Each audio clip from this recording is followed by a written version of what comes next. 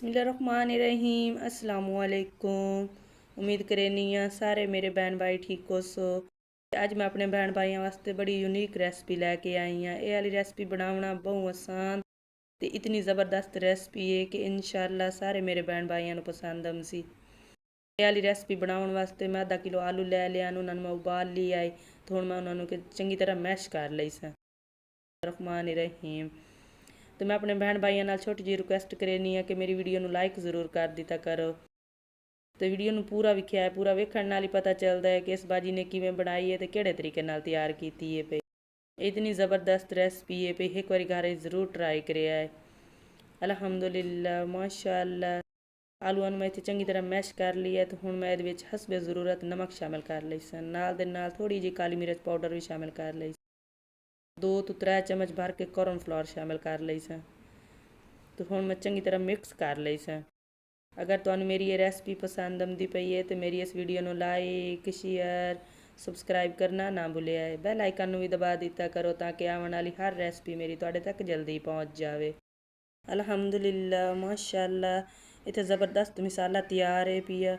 हुण मैं प्यारी जी शेप विच इन्हां दी टिक्कियां तैयार कर लई सा।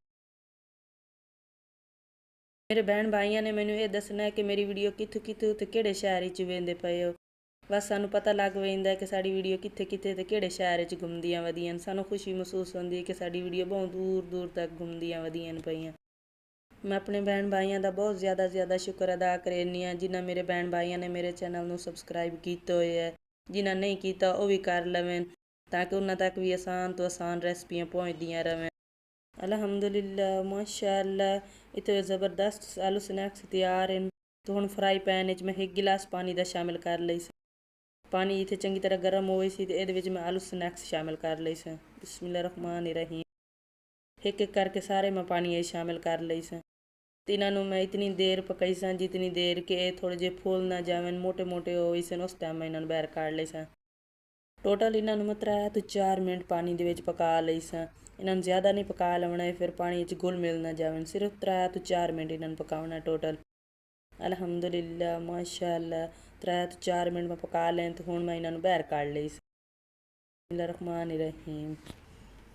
तो मैं हूँ फ्राई पैन 2 चम्मच घी दे शामिल करके वो थोड़ा जिहा लहसुन शामिल कर लई ते नाल काली मिर्च पाउडर हसबे ज़रूरत नमक चिली फ्लैक्स शामिल कर लई सा 1 चम्मच। इन मिसाले हल्का जी फ्राई कर लई सा। मैं उम्मीद करनी हाँ कि सारे मेरे बहन भाइयों ने मेरी ये रेसिपी पसंद आती पई है। सी बहुत ज़बरदस्त रेसिपी है पई, एक बार रेसिपी है घर ज़रूर ट्राई करिया है। अल्हम्दुलिल्लाह माशाअल्लाह मिसाला इत्थे तैयार है पिया। तो हुण मैं आलू स्नैक्स उत्ते शामिल कर लई सा। बिस्मिल्लाहिर्रहमानिर्रहीम। नाल दे नाल मैं उत्ते टमाटो केचप भी शामिल कर लई सा। इतनी ज़बरदस्त रेसिपी है अज वाली पे। मैं उम्मीद करनी हाँ कि अज वाली रेसिपी सारे मेरे बहन भाइयों पसंद आई हो सी। मेरी ये वीडियो बहन भाइयों नाल अपने दोस्तों नाल भी शेयर कर दिता करो।